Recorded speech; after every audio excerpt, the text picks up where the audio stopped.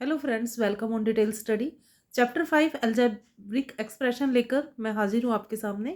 Algebraic expression क्या होता है फ्रेंड्स? सबसे पहले मैं एक एक्सप्रेशन अलजेब्रिक एक्सप्रेशन आपको लिख के बताती हूँ ताकि सबसे पहले ये क्लियर हो जाए कि अलजेब्रिक एक्सप्रेशन होता क्या है। जैसे कि हमारे पास एक नंबर है 3x² + 7x - 2। तो ये अलजेब्रिक एक्सप्रेशन है और ये अलजेब्रिक एक्सप्रेशन क्यों है? क्योंकि इसमें न्यूमेरिकल वैल्यू के साथ एक अलजेब्रा ऐड है। ठीक है, तो इस तरह की इक्वेशंस जो होती हैं वो अलजेब्रिक एक्सप्रेशन कहलाती है। अब इसके काफ़ी पार्ट है, ठीक है, तो उनको एक एक करके हम समझ लेते हैं। तो चैप्टर 5 का जब हम सोल्यूशन करेंगे तो वो सब चीज़ें हमें काम आएंगी। तो इसके एक्सप्रेशन, इसके इंट्रोडक्शन में हमें जहाँ से स्टार्ट करना है, सबसे पहले एक हमारे पास वैल्यू होती है कांस्टेंट वैल्यू।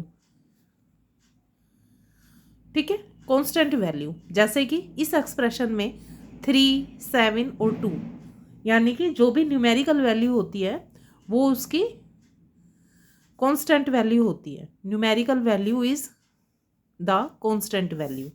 ठीक है, दूसरा होता है वेरिएबल। जो वेरिएबल होते हैं वो होते हैं एक्स, वाई, जो भी अल्फ़ाबेटिकल वैल्यू होती है जिनकी न्यूमेरिकल वैल्यू फिक्स नहीं होती है। ठीक है, वो क्या होते हैं? वेरिएबल। यानी हम यहाँ पर लिख सकते हैं अलजेब्रिक वैल्यू। जो उसकी अलजेब्रिक वैल्यू होगी वही उसका वेरिएबल होगा। आगे आता है अलजेब्रिक एक्सप्रेशन, जो मैंने आपको बता ही दिया है, ये अलजेब्रिक एक्सप्रेशन होता है। ठीक है, अब आता है थर्ड पॉइंट जो है वो टर्म्स।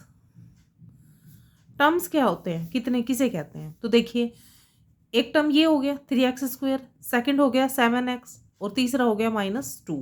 तो इसमें हमें कितने टर्म्स मिले हैं? 3 टर्म्स मिले हैं। डेफिनेशन वाइज अगर हम कहें तो when literals and variables are combined with 4 basic operations, with 4 FOUR वाला 4 basic 4 basic operations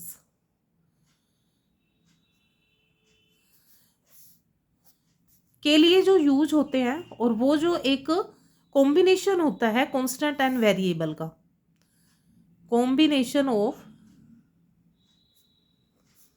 constant and variable. जैसे एग्जांपल 2x - 7। तो मैंने यहाँ पे एक लाइन लिखी है with 4 basic operation, 4 basic operations के लिए इसका यूज होता है। तो वो होगा plus, minus, multiply and divide. जिन कांस्टेंट और वेरिएबल के कॉम्बिनेशन के बीच में ये साइन लगा होता है, इसका मतलब वो दो टर्म्स को अलग करता है। यह हमारे पास 2x - 7 है, तो बीच में साइन किसका है? माइनस का। ऐसे प्लस भी हो सकता है, मल्टीप्लाई या डिवाइड में से भी कोई साइन हो सकता है। तो ये दोनों टर्म्स को अलग अलग कर देता है, सेपरेट करता है। तो इसका मतलब इसमें कितने टर्म्स हैं? 2 टर्म्स हैं। हम एक और एक्सप्रेशन लिखते हैं 3x³ + 4x - 6।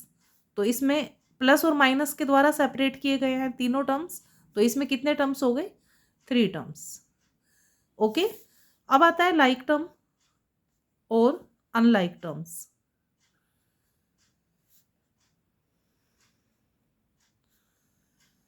लाइक टर्म्स किसे कहते हैं फ्रेंड्स? लाइक टर्म्स वो होते हैं जिनके वेरिएबल सेम होते हैं। ठीक है, terms whose literal factor is same. Literal यानी वेरिएबल ही होता है एक तरह से।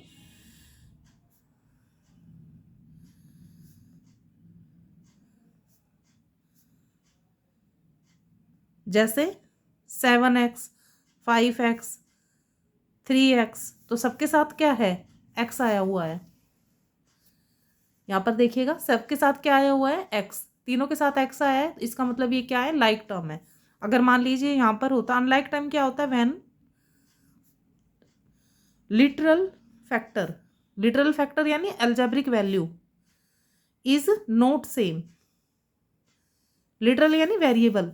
तो जब इनका लिटरल फैक्टर जो है वो सेम नहीं होता है, जैसे यहाँ हम लिखते हैं 3y 4x 3x²। तो ये देखिए डिफरेंट डिफरेंट, तीनों का डिफरेंट वेरिएबल है यानी डिफरेंट लिटरल है, तो वो भी अनलाइक टर्म कहलाएगा। मैं यहाँ पे आपको लिटरल लिख के ही बता देती हूँ। जो लिटरल होते हैं वो एल्जेब्रिक लेटर जो होते हैं वही होती है।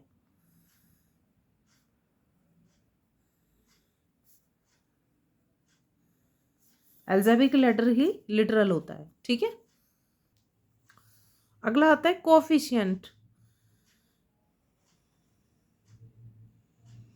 तो कोफिशिएंट हम किसको बोलेंगे, जैसे मान लीजिए 15x² हमारे पास ये एक एल्जेब्रिक एक्सप्रेशन है।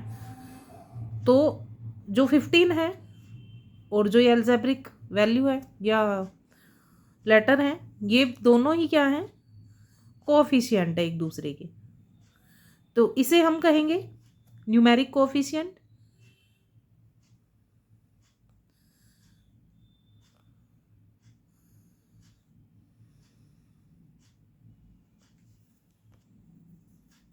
और इनको हम कहेंगे लिटरल कोएफिशिएंट। ठीक है, तो ये क्लियर हो गया। अगर मान ले हम पूछते हैं, इसमें पूछा जाता है कि 15 का कोएफिशिएंट बताइए, तो 15 का कोएफिशिएंट है x²y। और अगर ये पूछा जाए x²y का कोएफिशिएंट बताइए, तो वो होगा 15। नेक्स्ट हमारा आता है पोलिनोमियल्स। पोलिनोमियल्स क्या होते हैं फ्रेंड्स? तो पोलिनोमियल्स वो होता है एक ऐसे अलजेब्रिक एक्सप्रेशन जिसमें जो वेरिएबल होते हैं, इन which the variable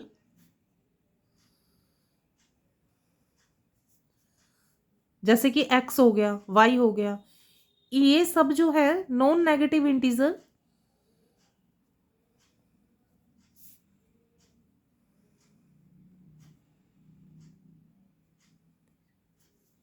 non negative integers is called the variable x y non negative integer are called polynomials. देखिए इसे मैं इस तरह से डिफाइन करूंगी तो एक डेफिनेशन हो गई। मैं आपको समझाती हूँ अच्छे से। मान लो हमारे पास एक एक्सप्रेशन दिया गया, algebraic expression 9x² minus √3x plus में 8। ठीक है, एक तो ये एक्सप्रेशन हमें दिया गया है। दूसरा हमें दिया गया है 9x² माइनस 3 √x प्लस 8। और तीसरा हमें दिया गया है 9x² माइनस 8 अपॉन में x प्लस में 7। अब तीनों का डिफरेंस देखिए, नंबर्स का रूट भी हो सकता है प्लस माइनस भी हो सकता है, लेकिन वेरिएबल पे रूट नहीं होता है क्योंकि उसकी कोई कांस्टेंट, उसकी कोई वैल्यू होती नहीं है, क्योंकि उसको सिर्फ एक एक्सप्रेस करने के लिए, तभी तो एल्जेब्रिक एक्सप्रेशन बोला गया, उसको सिर्फ एक्सप्रेस दिखाने के लिए, उसकी वैल्यू तो होती नहीं है ओरिजिनल। तो ये तो पोलिनोमियल है और ये पोलिनोमियल नहीं है क्योंकि इसमें एल्जेब्रिक वैल्यू जो है, वेरिएबल जो है, उसके ऊपर रूट किया गया है। ठीक है, और तीसरा इसमें इसको डिवाइड, अब 8 को हम x से कैसे डिवाइड कर सकते हैं, है ना फ्रेंड्स। तो ये जो है, अगर कोई किसी एक्सप्रेशंस में जो वेरिएबल हमारा या लिटरल जो है वो डिवाइड में है, ठीक है, तो वो भी पोलिनोमियल नहीं होगा, क्योंकि in two expression exponent of one variable is a fraction and exponent of other variable is negative integer. ठीक है, तो जो नंबर होते हैं उन्हीं के ऊपर रूट हो सकता है, डिवाइड में हो सकता है, लेकिन एल्जेब्रिक एक्सप्रेशन नहीं होना चाहिए। इनको हम पोलिनोमियल नहीं कहेंगे क्योंकि यहाँ पर x पर रूट है और x डिवाइड में। ठीक है, और इसे हम पोलिनोमियल कहेंगे क्योंकि इसमें जो रूट है वो 3 के ऊपर है। क्लियर। तो नेक्स्ट हमारी डेफिनेशन जो बनेगी वो होगी डिग्री। तो डिग्री होगा the highest power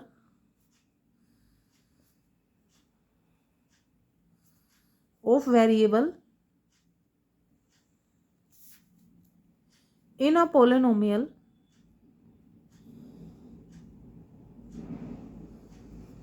is called degree.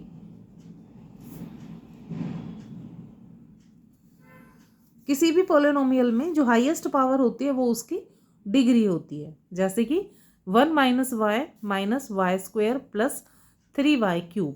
अब इसमें y की पावर यहाँ कुछ नहीं है तो 1 होगा, यहाँ 2 होगा और यहाँ 3 होगा, तो डिग्री क्या आएगा, डिग्री आएगा 3, द हाईएस्ट पावर। ठीक है, अगला हमारा टॉपिक आता है टाइप ऑफ पोलोनोमियल्स। तो polynomials are 3 type, you know, आपने लास्ट एक्सरसाइज चैप्टर्स में या फिर लास्ट स्टैंडर्ड में पढ़ा होगा। तो पहला होता है मोनोमियल, दूसरा होता है बायनोमियल, और जो थर्ड वन हमारा है वो है ट्राइनोमियल। ओके, तो जो हमारा मोनोमियल होता है उसमें हमारे पास होता है 1 टर्म्स, इसके पास होता है 1 टर्म। इसका मैं एग्जांपल देती हूँ आपको, 7x, ठीक है। बायनोमियल जो होता है उसमें होते हैं 2 टर्म्स, और इसका भी मैं आपको एग्जांपल लिख के दूंगी, जैसे 2x + 7, रूट वो स्क्वायर भी लग सकता है पावर में, जिसमें 3 टर्म्स होते हैं, उसे हम क्या बोलेंगे,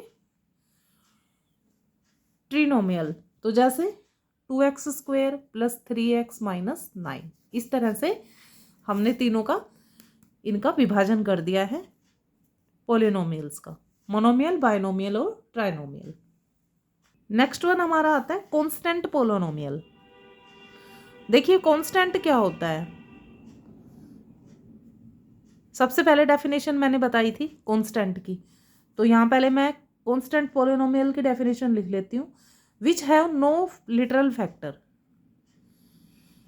विच हैव नो लिटरल फैक्टर, यानी जिसका कोई साथ कोई अलजेब्रा नहीं होता, जैसे 7, -4, 10, 12, इस तरह से जो ये होते हैं, सिर्फ ये कांस्टेंट है ना, इनके साथ कोई न्यूमेरिकल या एल्जेब्रिक, इनके साथ सॉरी न्यूमेरिकल तो ये हैं, इनके साथ कोई एल्जेब्रिक नंबर नहीं लिखा हुआ है, जैसे 7x 4y 3 10a, ऐसा इनके साथ अल्फाबेटिकल वेरिएबल नहीं लगा है, यानी कि कोई लिटरल इनके साथ फैक्टर में नहीं जुड़ा है, सिर्फ न्यूमेरिकल लिखा है, नंबर लिखा है, तो इसे हम कांस्टेंट पोलिनोमियल बोलेंगे।